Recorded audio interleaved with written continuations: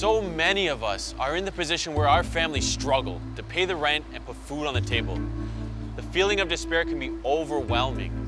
So how do you go to school and stay positive and hopeful of your future when succeeding in life can seem hopeless, even impossible? I want to introduce you to Demetrius, aka Billionaire PA. Raised in an impoverished community, he had the desire for the good life. He found a way to take his hardships and failures of his life to fuel his desire to succeed. My name is Billionaire PA. I changed my name to Billionaire because I wanted it to represent the number of people that I've dedicated my life to help. PA in the name stands for Production Assistant because that's what I used to be. I'm honoring where I actually came from.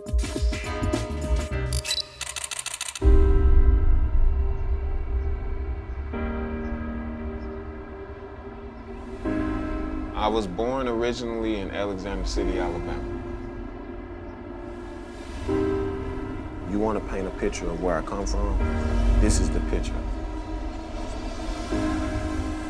We grew up broke. We grew up poor. That's what it was like. When Christmas came, Christmas didn't come for us. When you see your mama working three jobs and she still don't got no money to get you nothing, you don't have no money, and it provides stress. My mother has always been there, whether we were fighting, arguing. I used to pray death on my mama because of the tension, because I had anger problems, and I felt like with her being mentally and physically abusive to me, I had no purpose, and I didn't care about life at that time, around 14, 15, just growing up, period. I've always excelled in school. Nobody really pressured me to do good in school. I wouldn't say I lived the best life, but I didn't necessarily live the worst life.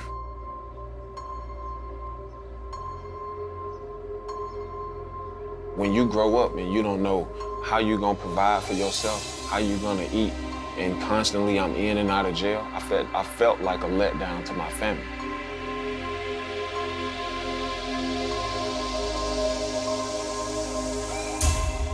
I mean, I just grew up hustling my whole life. Any way that I can make money, that's what I did.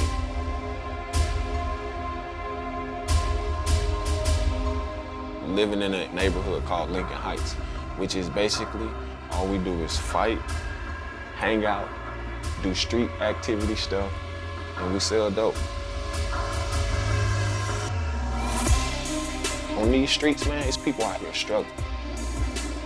It's people out here selling food stamps, just doing anything and everything they can to really make it. I've seen so much negativity in my life of just losing close people that I had disassociated, disconnected away from my feelings. My mother got hit by a drunk driver. She was told that she would never walk again. Then I wake up and, another time and my dad, he got hit by a drunk driver while he was drunk. I didn't know if it was a good thing or a bad thing. Of course, I'm not saying it was good for him to be in a coma, but hey, at least I got to meet you. My brother was younger than me. When he was in high school, he got killed. He was headed to school. He was a senior in high school. A car hit him while he was in the car.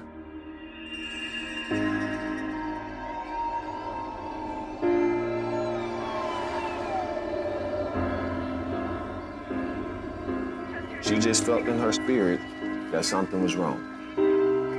I had a high school basketball game. I saw my mom walk into the gym. I knew something was wrong, and I knew that was my uncle. She didn't even have to tell me. And they found my uncle, I think it was 2 days before Christmas. He had been shot in the head, and he was killed. I stopped caring about stuff, because everything I ever cared for had always died.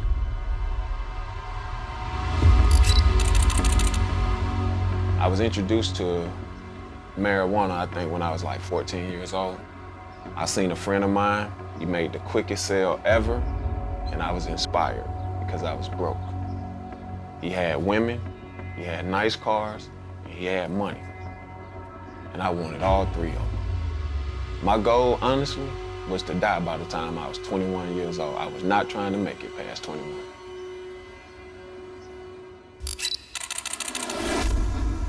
When you're in these streets and you're struggling, people need instant gratification.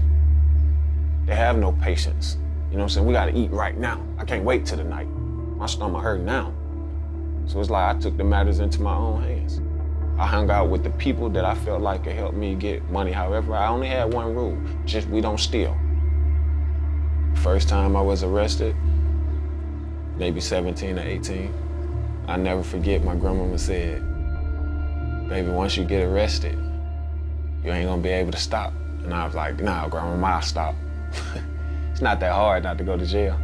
Man, I kid you not, I think the first time I went to jail, I was either 17 or 18 years old. I went to Texas jail for my drug charge. When I caught that drug charge, I was in jail every single week after that.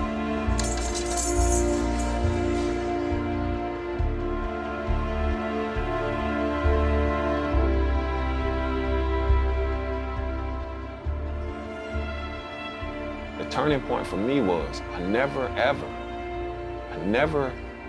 took my focus off of my schooling.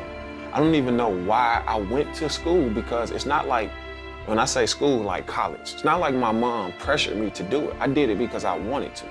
I'm tired of being a failure to my mother. I'm tired of being a failure to my family.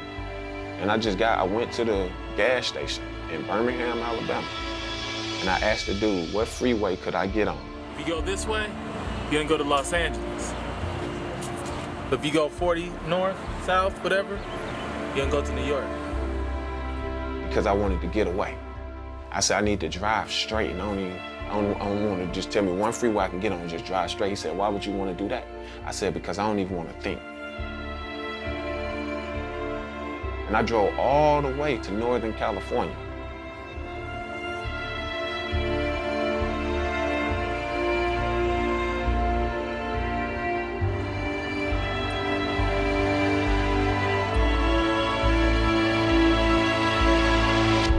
That's where my truck stopped at.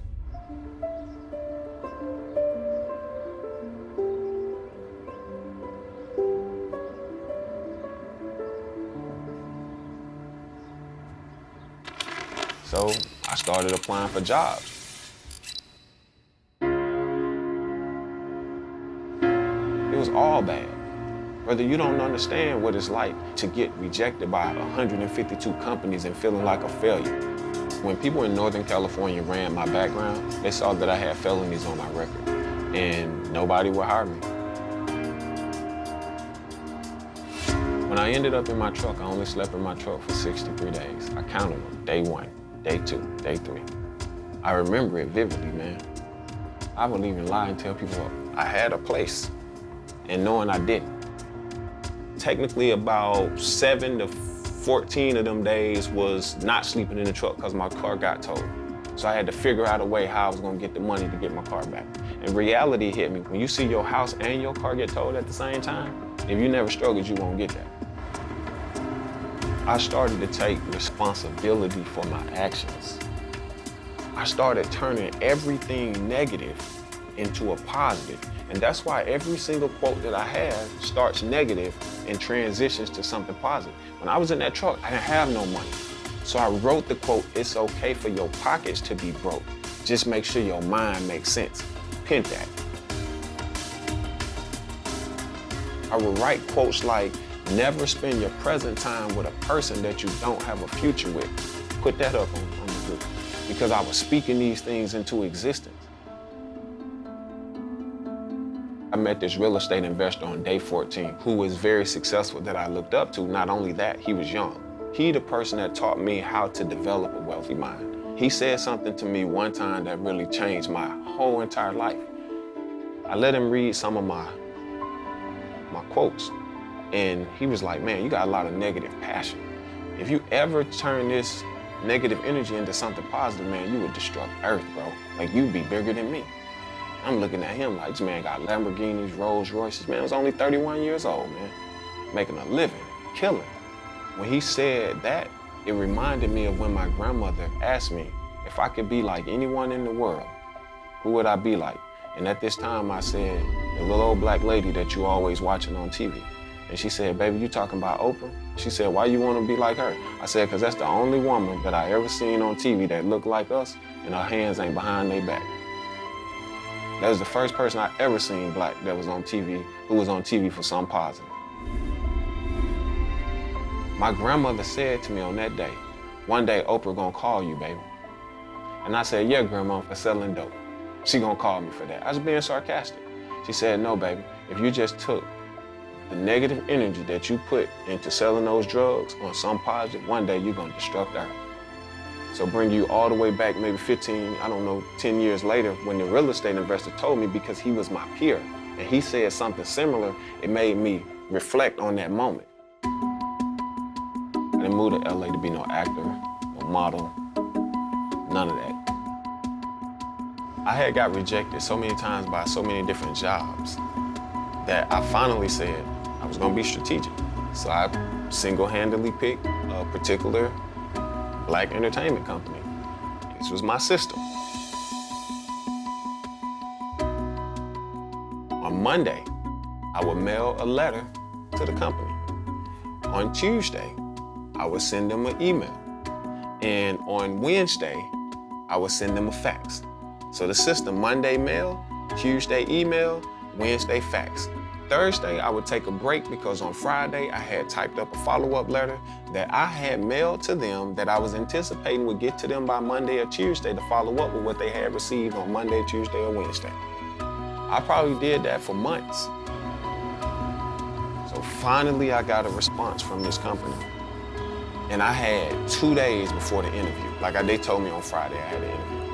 I went around, walked into business owners' stores and asked them, if I was gonna work for you, what would you ask me? They'd say, well, why do you wanna work here? Boom, I wrote that question down. Then I walked to the next store. What would you ask me if I was interviewing? They tell me I got up to about 15 good, solid questions. And I answered them. So when I had my phone call with the entertainment company on that Monday, I had my paper and I had my answers. First question they asked me was, why do you want to work here at this company? In my head, I was just like, oh man, I got this, it's a piece of cake. One of the ladies asked me, she said, excuse me, sir, but are you reading? And I said, all I did was write all the questions down that you possibly was gonna ask, and I wrote my answers. And whenever you asked the question, I was going down my list to find it and answer the question. I remember one lady saying, don't even ask him no more questions. That's the type of person that need to work here. They said you was hired. I picked up as many jobs as I could. I had no ego. If you ask me to get you some water, I bring you hot and cold back.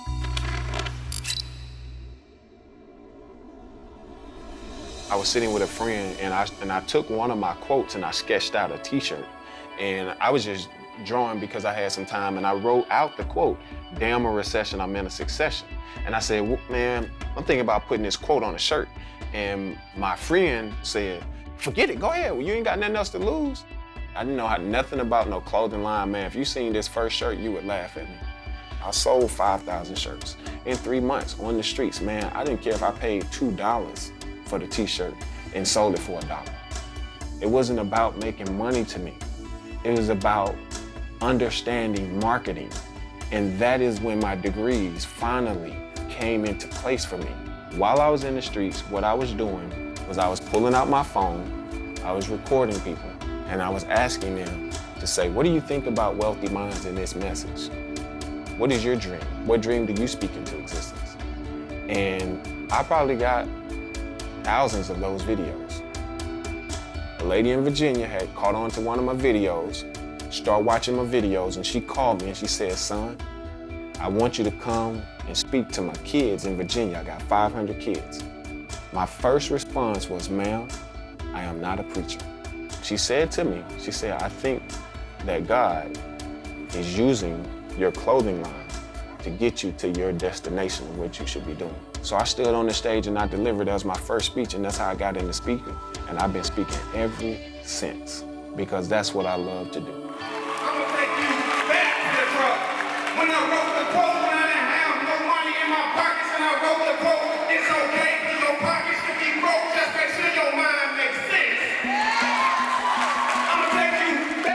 This world will put you through so much that you will not understand who you are as a person. People who are really going through things have to understand who they are as a person. You gotta spend time with yourself. Once you figure out who you are, you have to define what your purpose is in life. This is how you pull yourself up out of your broke situations. That's why I wake up and I do this, so when I think about a person in my situation, the truth, fall in love with failure. Fall in love with it. Make failure, I would marry failure. Like, I'm so thankful for negativity. I'm so thankful for, like, how great could you be if negative people didn't exist? They don't even know the role they play in my life. Thank the 152 companies that rejected me. Look what you helped me create and didn't make anything off of it. The first step to being successful is to let your ego go. Remove your pride and ask for help. I used to wonder why God used sinners to change the world. I used to wonder why God used bad people to do this. It's because he don't use lazy people because they can't get the job done. He's used the people that got the energy just got to be switched from negativity to positive.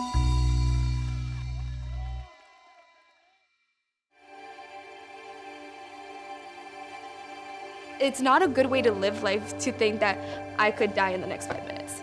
This world is crazy. This world just like involves with money. Like we literally live like money controls our lives. What really struck me was how much of an impact people can have on your lives. There were these pivotal moments that totally changed his entire perspective. You see kids in Africa not playing with the soccer ball with the plastic bag, and they're so happy. Now we see kids with like iPod, but crying because they don't have a laptop. And I see people in my high school who are already selling drugs, and a lot of them are just doing it so that they can buy a new phone or stuff like that. I know some people do it because like they need the money, but like honestly, I don't think it's worth it. There's probably better ways in life to finding money than selling illegal products. I don't sell drugs because I don't want others to get harmed, just because I don't have a good situation. I think if you put the same energy that you put in selling drugs and be patient, it's impossible to not reach what you wanted. It's possible with a wealthy mind. A wealthy mind is kind of like having positive thoughts and being able to keep going. I think that's exactly what he was talking about when he said that he was in love with failure. Honestly, if he hadn't met with so much failure, he wouldn't have gotten as successful as he was. If everything's handed to you, it has less value. That's why Demetrius, when he was going to all these places, is because this job opportunity was so valuable. This guy, he's like, I'm going to nail this. I need this. Hope needs to be inside of you, or else you won't make it. Everything's so fast-paced, and no one has patience like Demetrius. He was waiting and waiting and waiting. No one wants to wait and sit through all the failure to get to success. It's really, really hard to break this cycle, and the fact that Demetrius was so dedicated to break it just shows this idea of happiness and of living a full life. That was an incredible story. Let's just take a moment and see if we can get a better sense to understand Demetrius's journey. What did you pick up on as you watched this? What would you identify as his challenges and successes? On the surface, we see a young man dealing with the pressures of poverty and taking to crime to make money. And in this case, it meant selling drugs. He felt the only way he could survive was to hustle. So when Demetrius did not know how to cope with all the incoming threat messages, like his mom's illness, seeing his loved ones die, and living in poverty, he decided to engage in behavior that would bring him immediate pleasure to escape his pain. Demetrius also struggled to identify with a healthy sense of hope and purpose for his life. We know that the brain desperately wants to feel socially connected. So therefore, without a healthy understanding of ourselves, we often connect to unhealthy relationships. How did Demetrius go from living a life of poverty and selling drugs to creating a new reality and chasing a new dream? Well, reality is what you tell yourself, right? Demetrius put it beautifully when he said he decided to switch the direction of his focus and his energy. He took all his negative energy and used it as fuel towards a positive direction. He knew his long-term mission would bring sustainable pleasure, a sense of purpose, and a deeper sense of accomplishment. Why we do anything or go after any goal is fundamentally to live up to our own standards. Your personal why drives your behavior and shapes your character. Having a strong personal why also means you're telling yourself you matter, It's telling your brain that you believe you can create the life you want. On top of all of this, you are able to achieve a healthy sense of gratification by focusing on a deeper mission for your life. Regardless of the obstacles that come your way, your purpose, your why, will ground and guide you all the way. Finally, your willingness to challenge the status quo and grow your mindset is at the core of these decisions. Take a couple of your challenges and try to switch the narrative. Look for the positive or an opportunity to grow. Demetrius also talked about his various role models. What is it about them that makes them special? What are some of the characteristics you admire? And what does that say about the type of person you are choosing to become? Demetrius was able to turn his life around and become a success. But he had to work harder, try harder, and believe in himself far more than someone raised with more opportunities. There are no shortcuts to success. The most important thing is to find your direction and passion in life. Focus on it and don't let anything stand in your way. Demetrius' biggest assets was the belief in himself and the perseverance to get there. He wrote things down. He reminded himself of the bigger picture so that when he was faltering, he could remember his goals. Keeping journals, listening to mentors, being kind to others are all ways you can help to keep you on your path. After all, we all deserve happiness, don't we?